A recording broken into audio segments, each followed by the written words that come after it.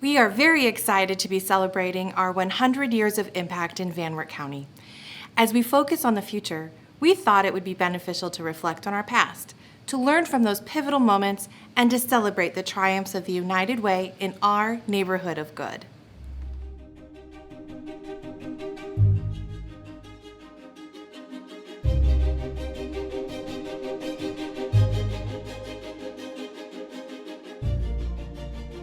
Community Clearinghouse was really a broad group with the farmers and the businesses. In 1922, the Community Clearinghouse set their community goal at $20,000, which in nowadays time would be about $334,000.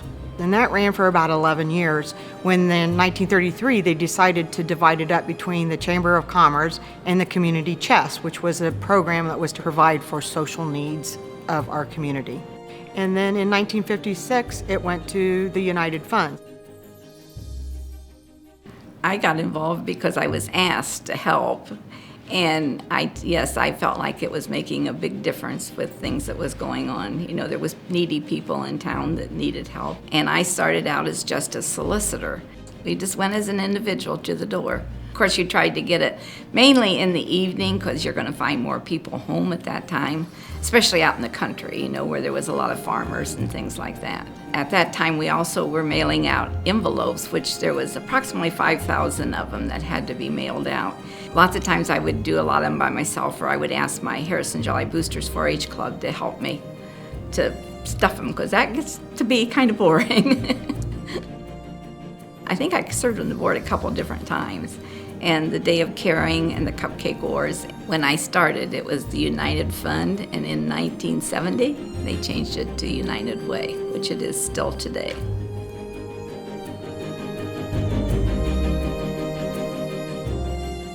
In the 1980s, when I was involved with United Way, it was a critical time period because a lot of the industries in the Midwest shut down, steel mills particularly. That was where the term Rust Belt was developed. And Van Wert was part of the Rust Belt. You know, the industry laid off a lot of people, and the steel and automotive industry were very hard hit. And so we had high unemployment, high inflation, and it was just a really tough time. And boy, it was amazing to see how many needs there were in the community. We were fortunate that all the local industries were very supportive of our cause, and they allowed us to come in and give group presentations to the employees. But that was really our only fundraising opportunity, was the once-a-year campaign that we held. And yet we broke $200,000 in fundraising for the very first time.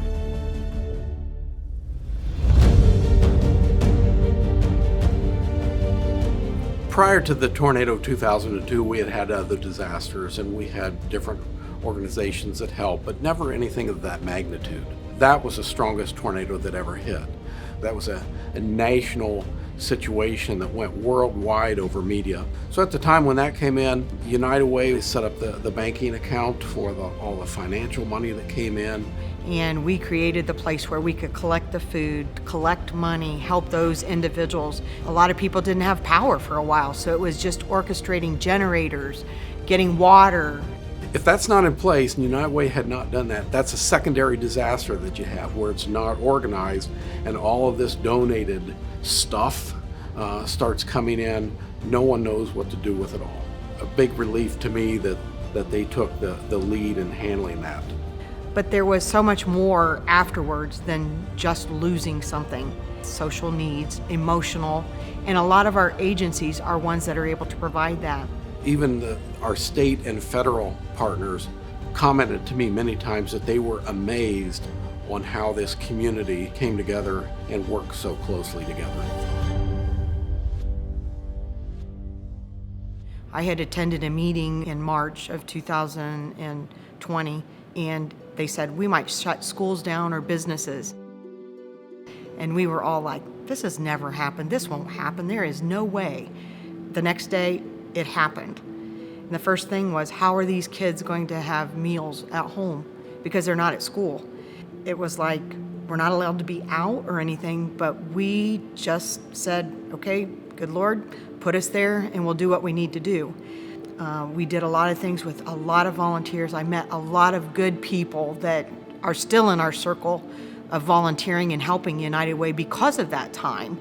And you would have thought we would have plummeted that year, but that was one of our larger campaigns. And that's when people step up. If they see that people need something and you let them know that there's a need there, people give. And Wert is very good about supporting their community, and they always have been. Here we are 45 years after I was heavily involved with United Way, and fortunately the organization is still very successful. It's thriving. Get involved, because you'd be amazed at the good that's done in the community with what United Way does, but also you'll be surprised at the fulfillment you're going to receive and that you're going to feel. United Way is one of those organizations that they are very active, very coordinated with my office, and I know when that next disaster happens that they will be there to help the people of Van Wert County. The United Way is still helping people today, just like we did 60 years ago that was in need. So I feel like I'm contributing to the community.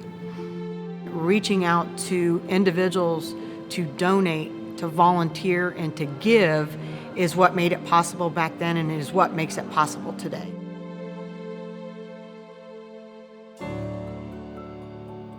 As you can see, there have been many defining moments for Van Wert County where the United Way has been able to support the growing needs of our community. And while the needs have changed over the last 100 years, one thing has remained the same. We simply cannot wish for change. We must work together to make a positive impact. Whether that's through our time, talents, or through financial means. We challenge you to live your legacy now, lead future change, and make a difference for those in need. Leaving a legacy is not the stuff you leave behind, but the actions you take now that impact your community for generations.